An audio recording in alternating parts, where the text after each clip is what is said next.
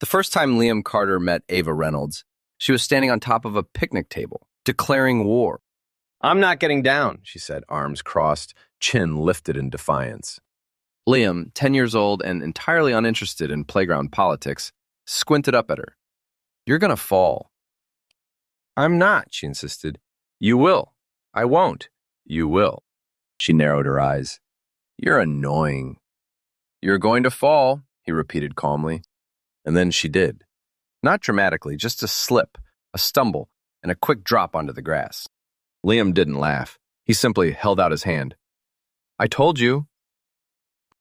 Ava took it. And just like that, something began.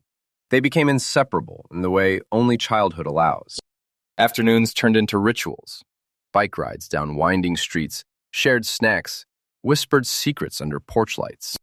Ava was bold where Liam was careful. Liam was steady where Ava was restless. They balanced. "I'm going to leave this town one day," Ava said once, lying on her back in the grass, staring at the sky. Liam lay beside her. "Why?" "There's more out there," she said. "I can feel it." He turned his head toward her. "What if there isn't?" She smiled slightly. "Then I'll come back and tell you." They didn't plan to drift apart, no one ever does. But life has its own quiet way of shifting people. College acceptance letters arrived. Ava, New York. Liam, California. Opposite ends of everything they knew. "We'll talk all the time," Ava said, hugging him tightly the night before she left. "Of course we will," Liam replied. And they meant it. At the time. At first they tried. Calls, messages, late-night conversations stretched across time zones. But schedules filled. New people entered their lives. New versions of themselves began to form. The calls became texts. The texts became occasional check-ins. Then, nothing. Not out of anger, not out of choice, just life.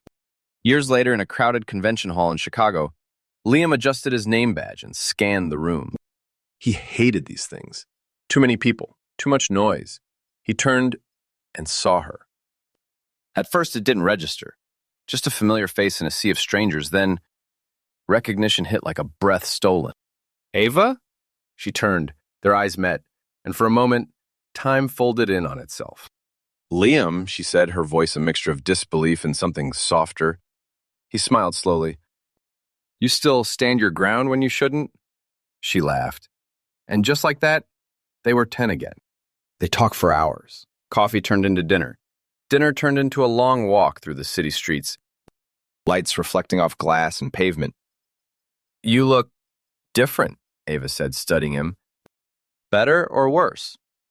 "Better," she said. "More you," he smiled. "You look exactly the same." She rolled her eyes. "Liar." "Okay, not exactly," he admitted. "But it's still you. I'd know it anywhere." A silence settled between them. Not uncomfortable, just aware. Over the next few days, they found excuses to see each other. Panels they didn't care about. Events they didn't need to attend. Conversations that never quite felt finished. And somewhere between laughter and memory, something changed. Subtle, unspoken, but undeniable. It happened on their last night. They stood by the river, the city humming quietly around them. "I missed you," Ava said suddenly. Liam looked at her. "I missed you too," he replied. She shook her head. "No, I mean, I didn't realize how much until now." He stepped closer. Neither of them moved away. "Why didn't we stay in touch?" he asked. Ava exhaled softly. "Because we were young and stupid and thought time would wait for us." Liam smiled faintly. "It didn't." "No," she said. "But maybe it brought us back." "Liam," Ava said, her voice quieter now, "what is this?" He didn't pretend not to understand. "I don't know," he admitted. "But I know it's not the same as before." She looked at him, searching. "We were just friends," she said. "Were we?" he asked gently. The question lingered. Because the truth was, they had never allowed themselves to ask it before. Ava laughed softly, shaking her head. "This is dangerous." "Why?" "Because if we're wrong," she said, her voice faltering, "we lose everything." Liam took a step closer. "And if we're right?" he asked. She didn't answer. She didn't need to. It wasn't rushed. It wasn't uncertain. It was inevitable. Years of knowing each other. Years of understanding. Years of something unspoken finally finding its voice. When Liam kissed her, it felt like coming home to a place he hadn't realized he'd been missing. Ava pulled back slightly, her forehead resting against his. "Well," she whispered, a small smile forming, "that changes things." "Yeah," he said softly, "it really does." Love didn't arrive for them like a spark. It arrived like a realization. Something that had been building quietly for years, waiting for the right moment to be seen.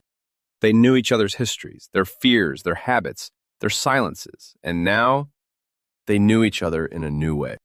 Deeper, richer, unshakable. Months later, Ava stood once again in a quiet field back in their hometown. Liam walked up beside her. "You still think there's more out there?" he asked. She smiled, looking out at the horizon. "Yeah," she said, "but I don't think I have to go looking for it alone anymore." He slipped his hand into hers. "You never did." Ava leaned her head against his shoulder, and in that moment, they both understood something simple, yet profound. Some love stories don't begin when you meet. They begin long before, and wait patiently, until you're ready to see them. If you enjoyed this short story, please subscribe to our channel. Thank you.